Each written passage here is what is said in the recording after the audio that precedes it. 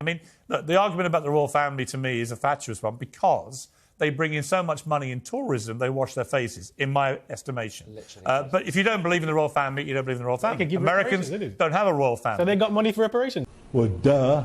But has anything they're saying... I mean, my problem, Marla, about this is that once you establish this principle, there is simply no end to it. The history is littered with evil people doing evil things and descendants existing today who can be traced back to these people and their evil things. Fact. Once you say we're all culpable today for what happened 300 years ago, 500 years ago, 1,000 years ago, it never stops. We'll be in a perpetual state of what Mr. Barr's utopia is, which is millions of people chanting apologies all day long. Okay. 100%. If we are going to take this to its logical conclusion, that means that every single person who is alive today has some sort of claim to reparations. If we all look far enough into our ancestry, we will find heinous crimes committed by those who came before us against those who came before us. Fact. So where does it stop? That means white people are going to have a claim to reparations. The Japanese will have a claim to reparations. The Chinese will have a claim to reparations. This is what this means. And for some reason, we focus this just purely on black people as if they're the only ones who have ever suffered throughout their history. Is y'all right upstairs? Now, this is not to deny that slavery has had some sort of impact that is now affecting the current state of America and the current state of UK. But it is to ask, how big of a slice of that pie is it actually? And you are now handing black people a crutch where they can blame every single thing that goes wrong in their lives on something that happened there's historically. no black people in America without slavery. Like, you do realise you're not there because you're there because of slavery. And you do realise there were lots of black slave owners. Oh my God, there were not lots of black. There were. The big problem with the way this conversation is going. Did you deny that? There were black people who owned enslaved, yes, but the profits and the money are with us. They haven't gone. You cannot compare this to Normandy. That's done. It's complete. In fact, Arab slave trade is a great example. Okay. Arabs enslaved more people, it lasted for longer, but the Arab slave trade didn't generate wealth, and that wealth is gone. So I'm not asking for reparations from Arabs. However, the European slave trade generated the wealth and created the poverty. Therefore, there is a debt that is owed. It's that simple. So your answer is that, you want King Charles to basically apologise and then what, to give up various palaces and sell them and give the money to what? Antigua, Jamaica and so on? Caribbean countries that have clear demands and they should be funded, and yes, the royal family should. That doesn't make sense. So you would end the royal family? Well, you know I'd end the royal family anyway. It's a complete joke. So that's my point. Okay, so that's my point. See, and there you've revealed the real motivation. That's a separate issue. No, because I agree with everything. I agree with everything. It just slipped out, Kendi. Separate issue. Actually, that's what you want to abolish the monarchy, but those two and things give all are their not stuff to mutually the exclusive. Caribbean. That's fine. Stop it. Get some help. Those are not mutually exclusive, Piers. You know they're not. You do not need to abolish the monarchy and... He just said he'd do that. But that's not what necessarily needs to happen. They don't need all of that wealth. And as you said, they bring in a lot of tourism. So great, take that money instead and sell off all of the stuff you stole. Why? Why? But you get rid of the monarchy too, wouldn't you? No, I wouldn't actually. I would keep it, but I would change how it works in our society because at the minute it isn't working. On the subject of the royal family, and there's various issues I want to get to with you guys, but fascinating celebrity Big Brother over here has Kate Middleton's uncle, Gary Goldsmith, who's an erratic individual at the best of times. He said this last night. Okay. So I had the opinion that Harry was really, really, really loved. Like, massively loved. He was. And when they were a threesome, so Kate, William and Harry, they look really comfortable together, loved, and then suddenly there's an extra dynamic that comes in, puts a stick in the spokes, and creates so much drama that I don't genuinely think was there, and rewrote the history and said how unhappy he was, and I just don't think that's fair. So we got Kate's uncle, Gary, dishing the dirt on the Sussexes.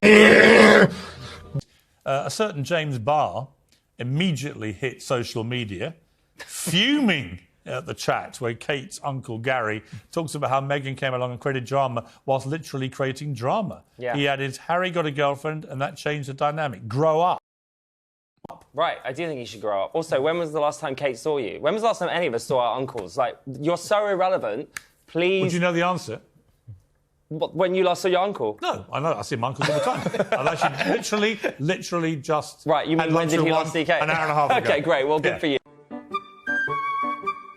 But listen, Kate doesn't really pick up the phone to this guy. He's a loser. He's making up nonsense. You know, Meghan came in and saved Harry from a toxic, abusive situation. He really looks like a saved individual to me. He does to me, he does. actually. He does. He looks Liberating. inherently unhappy. I think he looks pretty happy because he's ignoring all of the nonsense that you spout about him. Fact.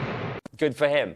Well, he's not, is he? He's suing over most of it. So, Candy, you and I have debated before about what went down with the Sussexes and about the race aspect to it. But there can't be much doubt, can there, if you look at it in totality, that Harry, before Meghan came along, was existing seemingly quite happily in the royal family. Okay. She comes along. There's a huge deal made of her mixed-race background, which I wrote about on the wedding day as being a fantastic thing for this country, by the way, for what it's worth, as did all the other media at the time. Then it all went wrong because of their behaviour, which I never felt was racially motivated. But there can't be much doubt that Meghan brought with her a lot of drama into Harry's life. What the hell? Because look at what happened since he met her. I mean, I think, firstly, there was plenty of drama in Harry's life before Meghan, like plenty of drama. And the idea that he was happy is clearly not true. He wrote a whole book saying he's not happy, spare all this, etc. You got me. And this is one of these, this is actually where... But he only wrote that years after being with Meghan. The idea that this black woman comes in and all of a sudden there's drama, it's ridiculous. It's not true. It's He wasn't racist happy. to me. And she wanted to... That's a racist idea, right? Do you actually categorise her as a black woman? Yes, she's a black woman, because she's treated as a black woman. She's a black mother, white father. But do you think she's a black woman? Do you think people in Britain viewed her they as do. a black woman? I think the evidence is very clear. How she was treated, how she was treated in the family, how she was treated in the press, that she was viewed as a black woman. Okay. Whether she viewed herself as a black woman when she went in, another question. Amala, she was certainly treated as a black woman. Amala, what's the view over in America about Meghan Markle in particular, particularly the way she's played the race card against the royal family as the only non-white bride we've had in the royal family? Stop it. Get some help.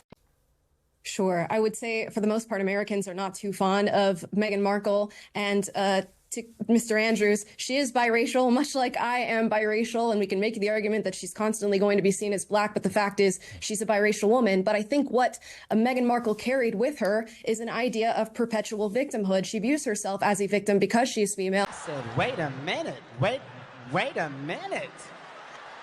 Wait, first of all, you're not going to speed past that like you didn't just say what you just said.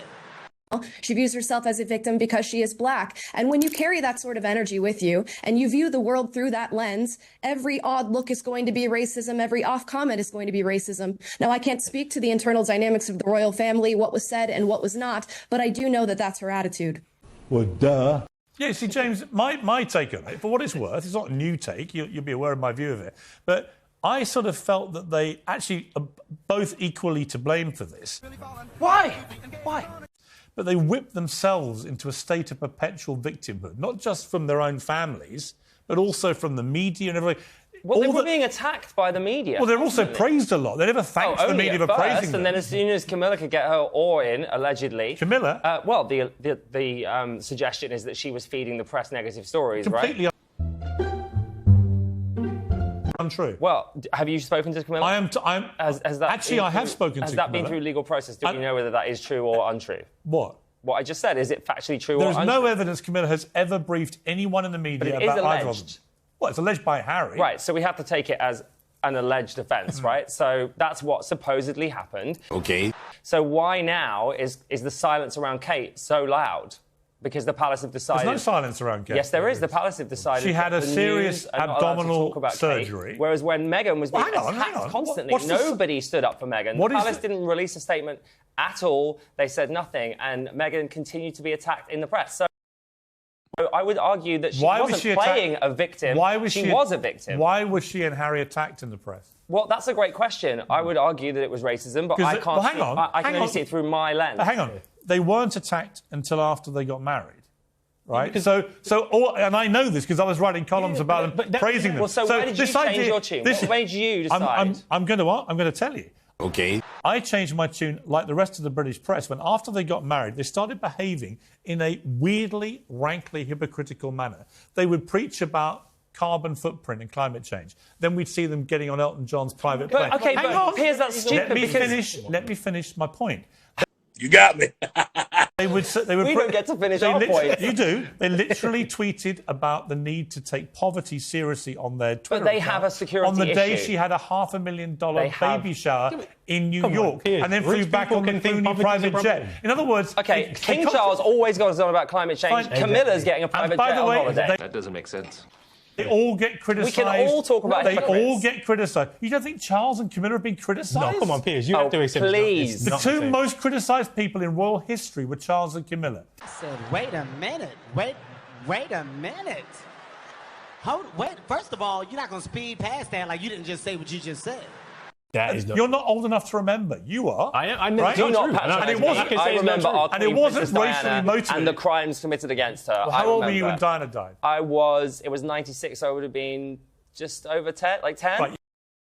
10. So you weren't old enough to know what was going down, But it right? was different. I knew Diana and I knew what went down. No one's been more vilified than Camilla in royal history. The idea that Meghan Markle got anything like the treatment that Camilla got but Piers, is for the Piers, birds. No, Piers, but I want to Please, go to this whole fascination with them. Even when you were writing positive things, that was still about race. Fact.